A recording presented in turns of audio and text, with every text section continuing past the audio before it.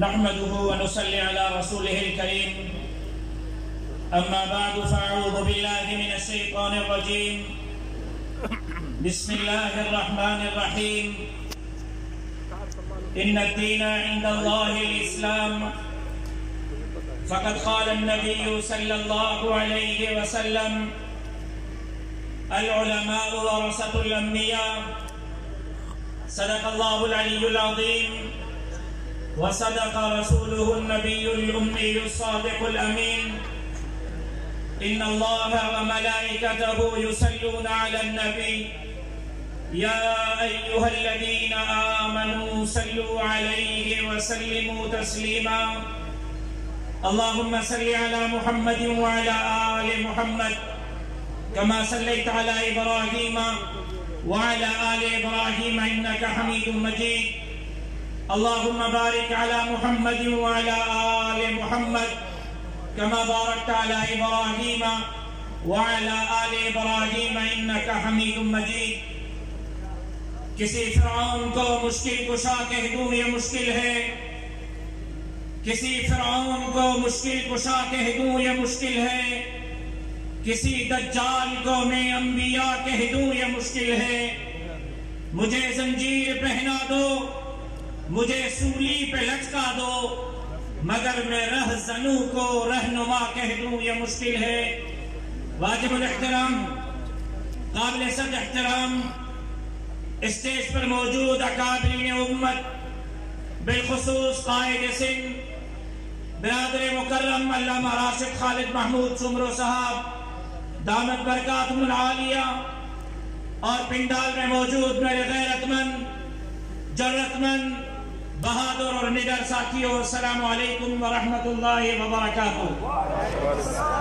عظیم programme کے انعقاد پر ضلعی جماعت، پی ایس کی جماعت اور منتظمین کو مبارکباد پیش کرتا ہوں۔ یقیناً آج آپ اور ہم یہاں اللہ رب العزت کو راضی کرنے کی نیت سے جمع ہوئے ہیں۔ دعا ہے کہ اللہ رب العزت آپ کی اور میری حاضری کو منظور و مقبول فرمائے۔ دنیا ضرورت زندگی ہے اور دین مقصد زندگی ہے۔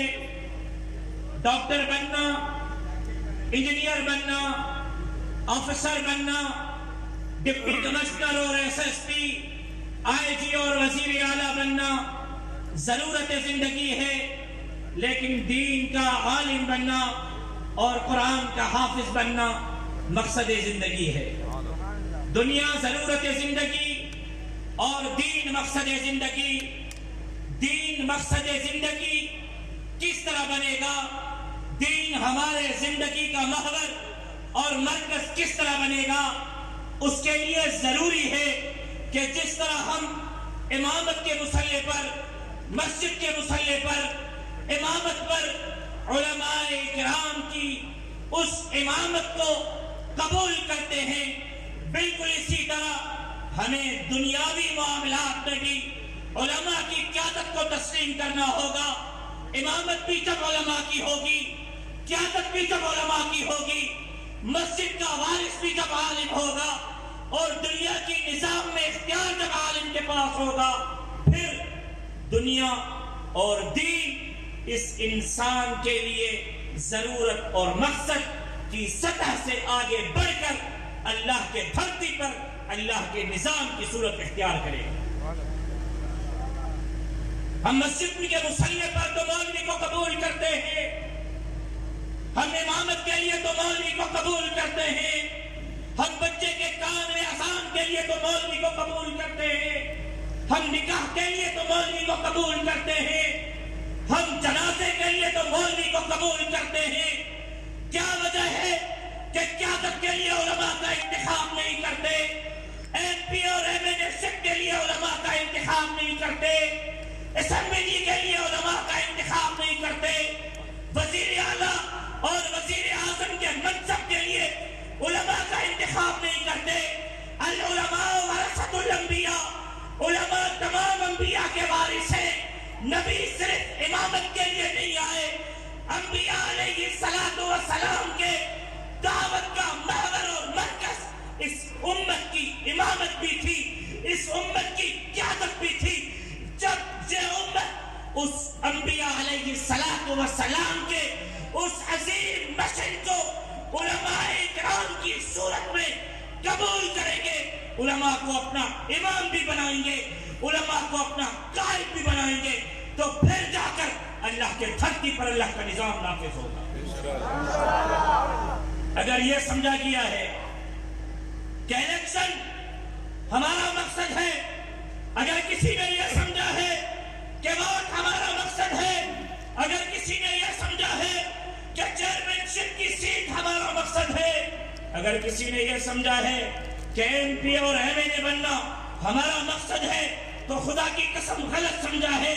الیکشن، ووٹ، ایم پی اے، ایم این اے، وزیر اعلیٰ، وزیر اعظم اور اقتدار ہمارا مقصد نہیں، یہ ہمارا ذریعہ اور راستہ ہے. الیکشن کے ذریعے، ووٹ کے ذریعے، اقتدار کے ذریعے، اختیار کے ذریعے علماء کی حکومت قائم کر کے اللہ کے قرآن کا نظام نافذ کرنا ہمارا مقصد ہے. نعرہ تکبیر،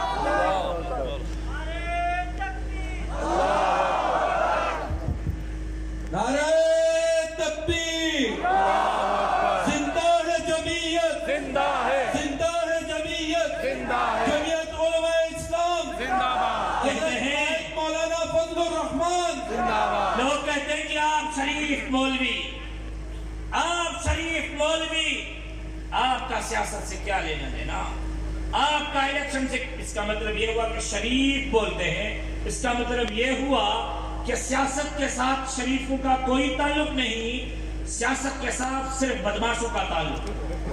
شریف بھی کہیں گے، ووٹ بھی نہیں دیں گے. سن لیجئے کہ ان علماء کو امامت آقا نامدار سے ملی، ان علماء کو قیادت آقا نامدار سے ملی، ان علماء کو ریاست مدینہ کی پہلی اسلامی حکومت آقا نامدار سے ملی. جہاں ہم آقا کے مسلح کے وارث ہیں، جہاں ہم حضرت ابو بکر کے مسلح کے وارث ہیں، حضرت عمر کے مسلح کے وارث ہیں، حضرت عثمان کے مسلح کے وارث ہیں، حضرت علی کے مسلح کے وارث ہیں. رب محمد کی قسم، بہتے قیادت بھی انہی اپنے انبیاء علیہ السلام اور اصحاب اکرام اور خلفائے راشدین سے ملی ہے. میں اس مسلح کی وراثت کا حق بھی ادا کروں گا، تو میں ان اپنے خلفائے راشدین اور انبیاء علیہ السلام کے چھوڑے ہوئے اس قیادت کے مشن کو بھی آگے چلا کر اس امت کی دنیاوی زندگی میں بھی امامت اور قیادت کی وہ اپنا فریضہ پورا کروں گا. اور انشاءاللہ جس طرح دین کے میدان میں علماء دین کی خدمت کر رہے ہیں، اسی طرح علماء سیاسی میدان میں بھی خدمت کرتے رہیں گے. جمہوریت آزادی کا نام ہے. جب کلیسا کا راج تھا، انگریز کا راج تھا، ون مین شو تھا، ایک انگریز کی حاکمیت تھی پوری دنیا پر، تو فلاسفروں نے جمہوریت کا فلسفہ پیش کیا کہ انسان آزاد ہے، اس کی آزادی کوئی سلب نہیں کر سکتا. انسان آزاد ہے، اس پر کوئی فرد واحد حکومت نہیں کر سکتا. انسان آزاد ہے، اس پر انگریز طاقت اور جبر سے حکومت نہیں کر سکتا. تو انہوں نے انگریز کے اس دور حکومت میں، کلیسا کے اس دور حکومت میں جمہوریت کا خاکہ پیش کیا. جمہوریت کس کو کہتے ہیں؟ جمہوریت کے معنی کیا ہے؟ جمہوریت کا معنی ہے آسان لفظوں میں آزادی. جمہوریت آزادی کو کہتے ہیں. جمہوریت آزادی، آزادی، آزادی کہ بھائی اب جمہوریت عوام کے اوپر حکمرانی کرے گی. اب جمہوریت کے ذریعے حکمرانی کیسے ہوگی؟ اس کے لیے سیاست کا راستہ اختیار کیا گیا، سیاست کا تصور پیش کیا گیا کہ سیاست کے ذریعے عوام کی ذہن سازی کر کے عوام کو اپنا ہم خیال، ہم نظریہ بنا کر آپ جمہوری اقدار میں اور جمہوری ملکوں کے اندر سیاست کے ذریعے حکمرانی کریں گے. جمہوریت آزادی کا نام اور سیاست اقتدار حاصل کرنے کا نام. جمہوریت آزادی کا نام اور سیاست اس جمہوریت میں اختیار اور اقتدار حاصل کرنے کا نام. لیکن ان فلاسفروں نے فلسفہ بیان کیا کہ جی ریاست کا، سیاست کا، جمہوریت کا دین کے ساتھ کوئی لینا دینا نہیں. مذہب آزاد ہے، مذہب دلی سکون کا نام ہے، مذہب دلی تسکین کا نام ہے. اگر آپ کو سجدے میں سکون مل رہا ہے تو یہ آپ کا مذہب ہے. اگر آپ کو بت کی پوجا کرنے میں سکون مل رہا ہے تو یہ آپ کا مذہب ہے. اگر آپ کو چاند اور سورج کی عبادت کرنے میں مزہ آ رہا ہے تو یہ آپ کا مذہب ہے. لیکن چونکہ ہم مسلمان ہیں، ہم نے کلمہ پڑھا ہے لا الہ الا اللہ محمد الرسول اللہ، پیدا ہونے سے مرنے تک ہماری دینی، ہماری دنیاوی، ہماری معاشرتی، ہماری گھریلو، ہماری سیاسی زندگی اللہ اور اللہ کے رسول کے احکامات کے ماتحت اور پابند ہے. ہماری سیاست بھی اللہ اور اللہ کے رسول کے احکامات کے پابند ہوگی. باقی سیاسی جماعتوں میں آخری بات کر رہا ہوں اور ختم کر رہا ہوں، توجہ چاہیے. باقی سیاسی جماعتوں میں اور جمعیت علماء اسلام میں یہ فرق ہے کہ انہوں نے بھی جمہوریت کی بات کی، ہم نے بھی جمہوریت کی بات کی. انہوں نے بھی سیاست کی بات کی، ہم نے بھی سیاست کی بات کی. وہ بھی جمہوریت پر متفق، ہم بھی جمہوریت پر متفق. وہ بھی سیاست پر متفق، ہم بھی سیاست پر متفق. لیکن دوسری سیاسی جماعتوں میں اور جمعیت علماء اسلام میں یہ واحد فرق ہے کہ ہماری سیاست، ہماری جمہوریت، ہمارا اقتدار، ہمارا اختیار اگر مرہون منت ہوگا تو کسی نظریے، کسی فرد واحد کی سوچ کے ماتحت نہیں ہوگا.